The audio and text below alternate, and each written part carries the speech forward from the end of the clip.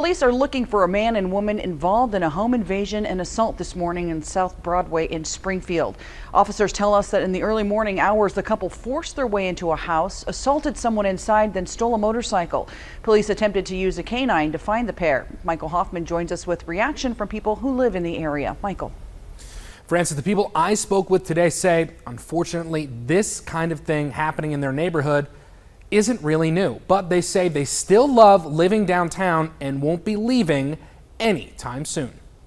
Jane Bucci has been there and done that. She's lived in and traveled to more than 30 states in the U.S. She's lived in the country and in cities, and you can tell from her license plate collection. And while someone did break into the house next door, she says it's just another day in the neighborhood. She lives in the West End neighborhood, and it just so happens to be garage sale day.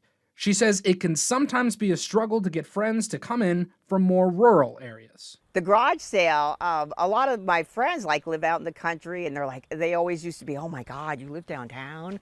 So I posted on there, it's like, if you come to the garage sale, I guarantee you, there's not gonna be any stabbings or shootings or riots. Many of the people living around this area say police know this house where the invasion took place. And one neighbor, Melody, says she heard the bang when the house was broken into, adding that the dogs were what alerted her to the severity of the situation. The dogs know when it's something else.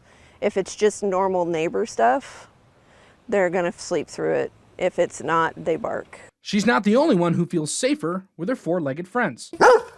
Jane says this guy is one of the reasons she feels safe living downtown. I'm an older woman, but I've got a big dog. And the one thing I've always learned is a dog is a deterrent to crime. I'm not a scaredy cat. I'm not going to live my life being scared that something might happen. She says at the end of the day, after 14 years of living in her house, she isn't leaving. There's great energy.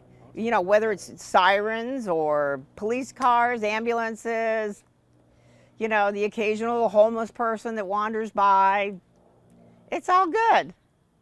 It's all good. I love it here. Yeah. I'd be bored if I lived anyplace else. Now, police have given us a preliminary description of those suspects. One of them is a white woman with reddish hair in her 20s with a skinny build, followed by a man in a tan coat. Police say this situation is still under investigation. If you have any information that could help them in their investigation, call them. Francis? Thanks so much, Michael.